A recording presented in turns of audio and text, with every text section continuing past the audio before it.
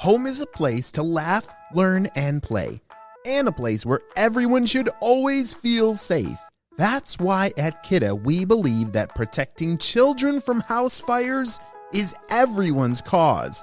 Join us in our mission to help families everywhere learn about fire safety so we can help keep children safe at home and ensure lots more laughs in the future. Learn about the importance of smoke alarms and creating your own home fire safety plan at cause4alarm.org.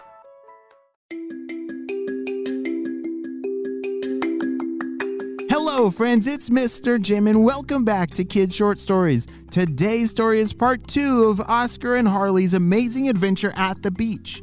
What in the world is going to happen at the beach with the shrimp? Are they going to be able to save them from the birds? I hope so. Well, are you guys ready for today's adventure? Me too, let's go!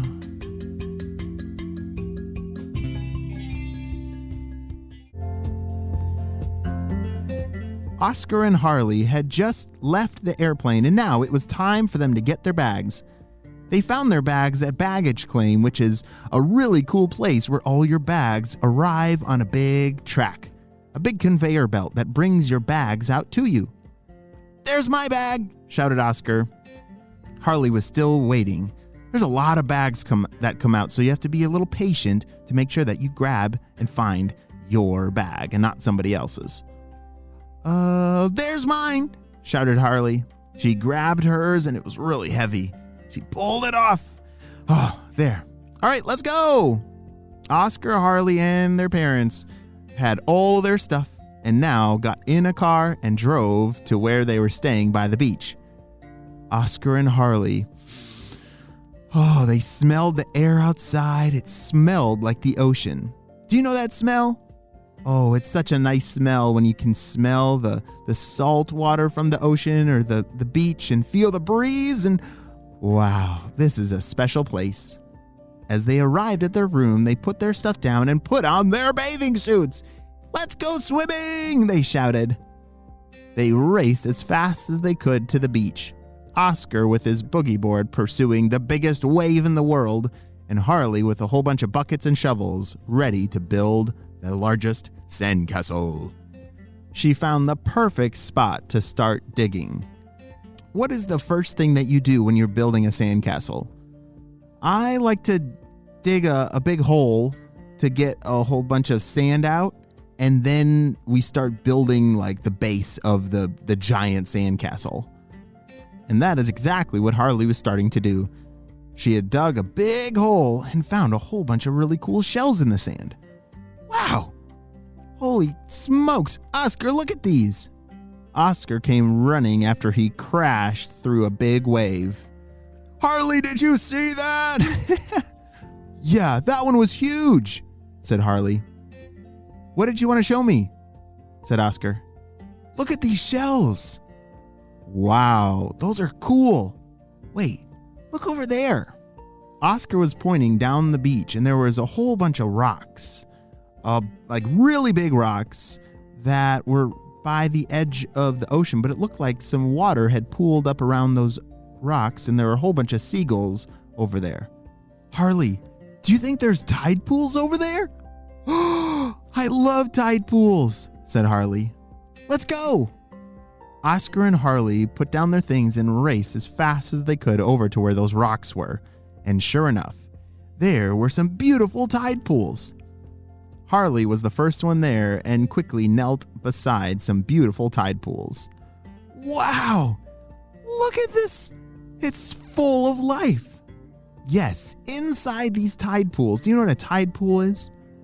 Yes, it's kind of like when the tide of the ocean comes in and it's very deep on the beach. It's very far up. Well, it brings with it life. And sometimes there's rocks or different pools that it might collect in. And then as the tide goes back out to the ocean, it leaves this tide pool with all of those creatures. Fish, shrimp, starfish, octopus even. There's all kinds of creatures that can live in a tide pool. "Oh no," said Oskar. "Look over there." There were some seagulls that kept dive bombing in this one pool. Oskar and Harley raced over to see what was going on. Whoa! That one has like a ton of shrimp. Look! They had found a tide pool that was very full of shrimp. Way more full than they should be, and these shrimp were completely trapped. They were pretty much lunch for these seagulls. Oh no! We gotta help them, said Harley. I don't think these are supposed to be stuck in this tide pool. I have an idea, she said. We should build like a shelter. Like get a whole bunch of sticks and build some protection over these little shrimp. And then the seagulls won't eat them. Oh, that's a great idea, said Oskar. Just on the other side of the beach, right next to the beach, was kind of like a forest or some trees, and there were a lot of branches that had washed up from shore and some trees that had fallen over. This was a perfect place to build a shelter. They grabbed some sticks and logs and started to build a roof over the tide pool. The tide pool was pretty small. It was something that they could jump over across, but it had somehow become completely full of shrimp. These shrimp needed to get back to the ocean, but they had to wait until the tide came back in, which was going to be a couple more hours. Harley was worried that the seagulls would eat all the shrimp before they were able to get back to the ocean. All right, Oskar, can you grab that big one over there? Yeah. Oskar was hauling a giant tree trunk over to where the tide pool was. All right, that's perfect. Just lay it right there. That's a good foundation. And now we need a whole bunch of like branches or maybe even palm leaves to drape over the sticks to protect the shrimp. They were building an amazing roof. This was definitely going to protect the shrimp from all those scary seagulls that wanted to eat them all. All right, this was way better than a sandcastle. I've never done this before, said Harley. Yeah, this was pretty awesome. I can't believe it actually worked, said Oskar, as the two of them stood back and admired their masterpiece. They were very proud of the job that they had done to protect all these shrimp. In just a few hours, the tide came back up, and they watched as the roof floated away, as well as all the shrimp that were stuck in this tide pool. The rest of the day, Oskar spent chasing down the biggest waves to ride, and Harley had built the largest castle ever. It was amazing and beautifully decorated with all these amazing shells. They had done an amazing job and had quite the adventure on their very first day. I can only imagine what tomorrow holds on their next adventure. The end. Parents, remember those glorious childhood moments? You know, pedaling down the street on your bike, feeling the breeze in your hair? Or pick up games of basketball with your friends as the sun dipped below the horizon? Or having a camp out in your backyard with all your neighborhood friends? Well, here's the thing. Those moments may not seem like much to us now, but for kids, they're nothing short of epic. And the thing is, Capri Sun is always there. Riding bikes, building forts, making new friends.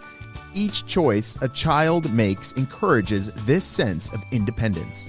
Capri Sun is all about kids getting to call the shots. So, listen, next time you see a kid pedaling their heart out or aiming for that perfect shot, or building a home away from home in the backyard with neighborhood kids inside a cardboard box, remember that Capri Sun is there, not just as a delicious drink, but as a tribute to the untamed spirit of childhood. Capri Sun. It's going to be epic.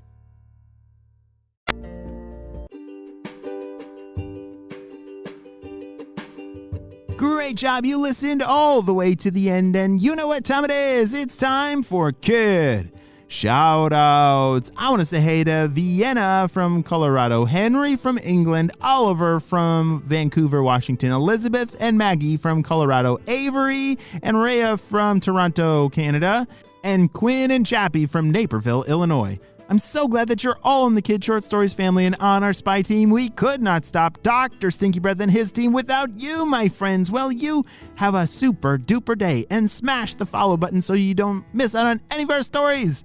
I'll see you later. Bye.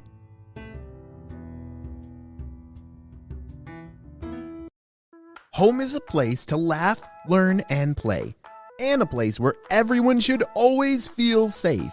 That's why at Kidda we believe that protecting children from house fires is everyone's cause.